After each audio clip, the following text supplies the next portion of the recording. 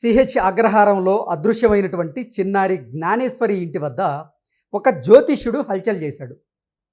నాకు జ్యోతిష్య శాస్త్రంలో ప్రావీణ్యం ఉందని, నేను ప్రముఖ జ్యోతిష్యుడినని, చిన్నారి జ్ఞానేశ్వరి అదృశ్యమైన నేపథ్యంలో ఆవిడ ఆచూకీ నేను చెప్పగలను అంటూ చిన్నారి ఇంటి పరిసర ప్రాంతాల్లో తిరుగుతూ ఆయన హల్చల్ చేసినటువంటి నేపథ్యంలో ఆ జ్యోతిష్యుడు చేసినటువంటి హల్చల్కి భయపడిపోయినటువంటి జ్ఞానేశ్వరి తల్లి పోలీసులను అయితే ఆశ్రయించింది. పోలీసులు అతన్ని అదుపులోకి తీసుకున్నారు. ఇంతకీ ఆ జ్యోతిష్యుడు ఎవరు, అతను అసలు ఏం చెప్పాలనుకున్నాడు అనేది మనం పూర్తి స్థాయిలో విశ్లేషణ చేసుకున్నాం. ప్రస్తుతం మనతో పాటున్నారు ప్రముఖ సామాజికవేత్త, ప్రముఖ రాజకీయ విశ్లేషకులు కృష్ణకుమారి గారు. వారితో మాట్లాడదాం. మేడం నమస్తే. నమస్తే. చిన్నారి జ్ఞానేశ్వరి అదృశ్యమై నేటికి 13 రోజులు గడుస్తుంది. నిజంగా చిన్నారి ఆచూకీ తెలియక తల్లిదండ్రులు కూడా తల్లదిల్లిపోతూ ఉన్నారు. దీన్ని ఆసరాగా తీసుకొని కొంతమంది జ్యోతిష్యుల పేరుతో వారి ప్రావీణ్యాన్ని నిరూపించుకోవాలనేటువంటి ప్రయత్నం చేస్తున్నారు. అందులో భాగంగా ఒక జ్యోతిష్యుడు చిన్నారి ఇంటి వద్ద ఈరోజు హల్చల్ చేశాడు. చిన్నారి భూమిలో ఉంది, నేను ప్రముఖ జ్యోతిష్యుడిని, చిన్నారి ఆచూకీ నేను చెప్పగలను అంటూ ఆయన చేసినటువంటి హల్చల్ దెబ్బకి భయపడిపోయిన చిన్నారి తల్లి పోలీసులను ఆశ్రయించింది. ఏంటి మేడం అసలు అతను ఎవరు, ఏం జరుగుతుంది అక్కడ? ఇప్పుడు ఎవరంటే ఏం చెప్తామండి. ఇప్పుడు పోయినసారి కొంతమంది మీడియాకి వచ్చేసేసి మాట్లాడేశారు. ఏమని, అమావాస్య ముందు జరిగింది కాబట్టి అమావాస్య వెళ్ళిపోయాక తిరిగి వస్తుంది. అమావాస్య జరిగింది, అమావాస్య కోసమే ఈ కిడ్నాప్ జరిగి ఉండొచ్చు, బలి ఇవ్వచ్చేమో అని చాలా మంది రకరకాలుగా మాట్లాడారు. అయితే ఆ పాప ఇంట్లో నుంచి వెళ్ళిన గడియలు మంచి కాదు, అందుకోసం అని చెప్పి ఇంకొన్ని గంటల్లో పాప దొరికే అవకాశం ఉంది. అలాగే వాళ్ళ ఇంటికి వాయువ్యంలో దోషం ఉందని, వాస్తు దోషం ఉందని, అక్కడేవో కొంచెం కొన్ని ఏవో పాతటము, దోషం తొలగిపోతుంది, పాప వచ్చేస్తుంది అని చెప్పి ఇలా రకరకాల విన్యాసాలు చేశారు. అదేదో సామగరిడీలు అంటారు కదా, అవి ఇంకా మంచి మాట ఏమో, అది గారడీలు చేశారు. రోడ్డు పక్కన గారడీ చేసేవాళ్ళ మాదిరి కబుర్లు చెప్పారు. ఇంత చేస్తే వీళ్ళు ఆశించింది ఏంటి, సింపుల్గా ఒకటే, పోలీసులు పట్టుకొస్తారు ఎట్లయినా, ఇంతమంది పోలీసులు వచ్చారు కదా, జల్లెడి పట్టైనా పట్టుకొస్తారు, అరే మేమే చేసామని చెప్పుకోవచ్చు అని వీళ్ళు ప్లాన్ వేశారు. ఈ ప్లాన్ కాస్త అటర్ ఫ్లాప్ అయింది. ఇంకా ఆశ చావక వీడెవడో కొత్తగా వచ్చాడు, వీడు కొత్త పిచ్చగాడు, తెలంగాణ నుంచి వెళ్ళాడు.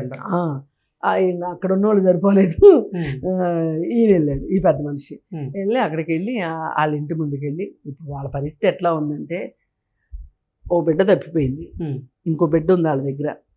అసలు ఎవరొచ్చి ఒక ఇన్సెక్యూరిటీలోకి వెళ్ళిపోతారండి. ఒక ఇంట్లో అట్లా జరిగినప్పుడు, అమ్మో వీడెవడో వచ్చాడు, వీడేం చేస్తాడో.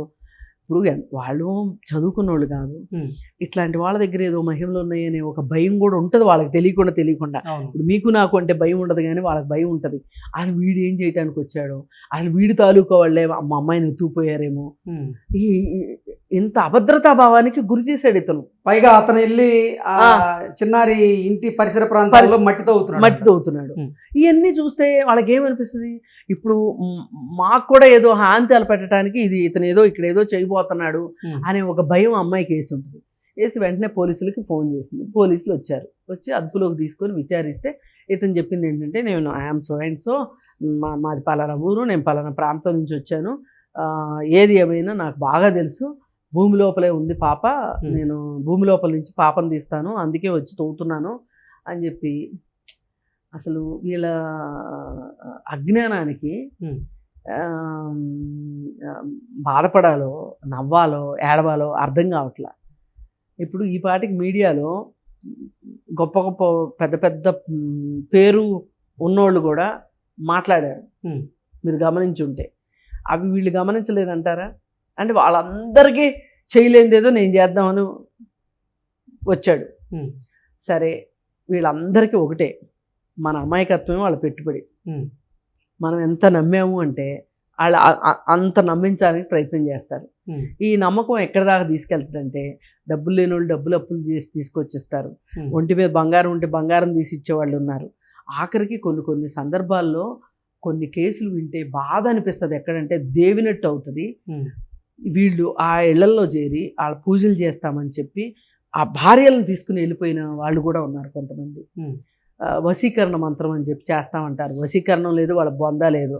వీళ్ళు వాళ్ళకి ఏవో పిచ్చి బియ్యం పెడతారు. ఉమ్, ఆ, ఇప్పుడు పోయినసారి అఘోరి ఉన్నాడు కదా, ఆ అమ్మాయికి ఏం చెప్పాడు, ఉమ్, నిన్ను ఎక్కడికో తీసుకెళ్తాను, నిన్ను ఎక్కడో చంద్రమండలం మీద కూర్చోబెడతానని చెప్పాడు.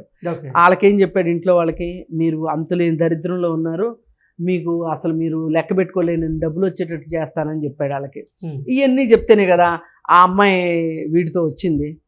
ఏమైంది చివరికి, జైలుకి పోయి బయటకు వచ్చావు. ఇంకా కేసులు కాలా, కొన్నాళ్ళు ఈ కేసు నుంచి తప్పించుకోవడానికి వేరే ప్రాంతాలకు వెళ్ళి మళ్ళీ వెనక్కి తిరిగి వచ్చాడు. ఉమ్, ఇప్పుడు వీళ్ళందరి కథలు ఇలాగే ఉంటాయి. ఈ వశీకరణ మంత్రాలు ఇట్లాంటివి ఏమి ఉండవు, అంతా హంబక్కు.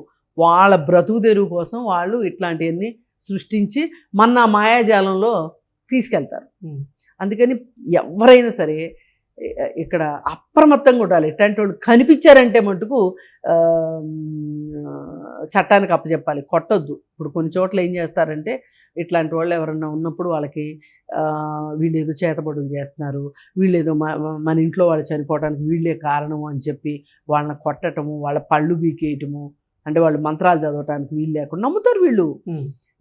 వాళ్ళని అసలు ఒక రకంగా ఊరి చివర వెలివేసినట్టు చేస్తారు. చాలా దారుణమైన హింసను చూపిస్తారు. అయితే ఇలాంటివన్నీ చూసిన తర్వాత ఎవరికైనా ఎక్కడో ఒక మూల ఏం భయం అనిపిస్తుంది, అమ్మో నాకు కానీ నా భర్తకు కానీ నా దగ్గర ఉన్న చంటోడికి కానీ ఏమైనా అన్యాయం చేయడానికి వచ్చాడా అని అమ్మాయికి అనిపిస్తుంది కదా.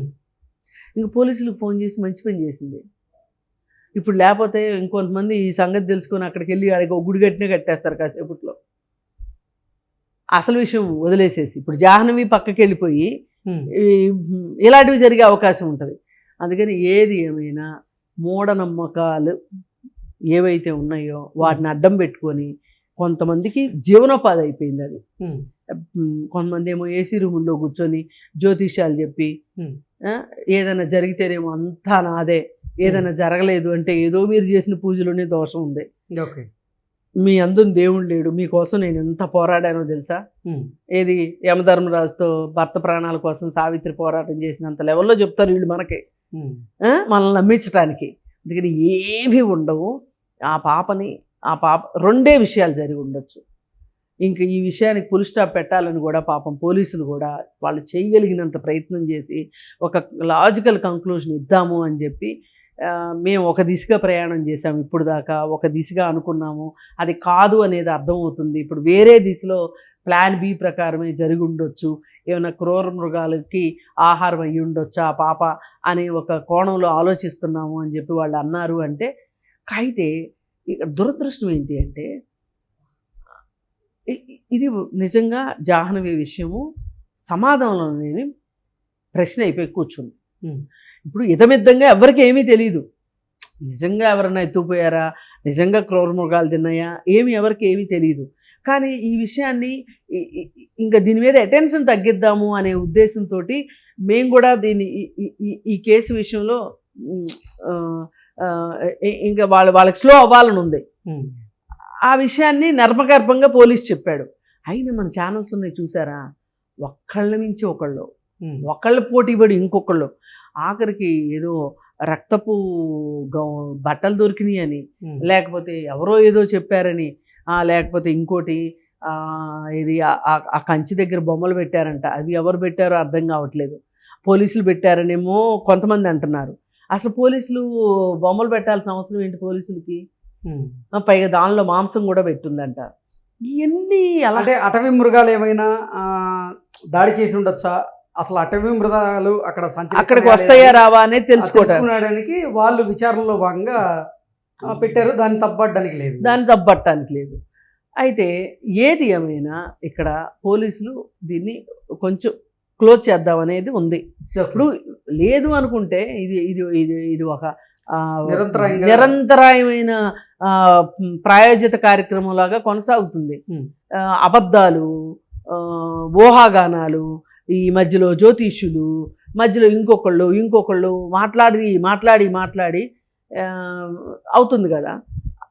అయితే క్లోజ్ చేద్దాము అన్నా కానీ క్లోజ్ అవ్వకోకుండా మధ్యలో ఇప్పుడు ఈ వీడొచ్చాడు కదా, మంత్రగాడు వచ్చాడు కదా, ఉమ్. నేను వాళ్ళనైతే మంత్రగాళ్ళే అంట, వాళ్ళు పూజారులు వీళ్ళు అని నేను అన్నాను, ఇట్లా చెప్పేవాళ్ళు. ఉమ్. అయితే వీళ్ళు వచ్చి ఇప్పుడు మళ్ళీ ఈ కథ ఇప్పుడు కథ కంచికి మనం ఇంటికి చేరే పరిస్థితి కనిపించట్లా. ఓకే. అందుకని ఏది ఏమైనా ఒక్కటైతే ఫైనల్గా గుర్తుపెట్టుకోవాల్సింది,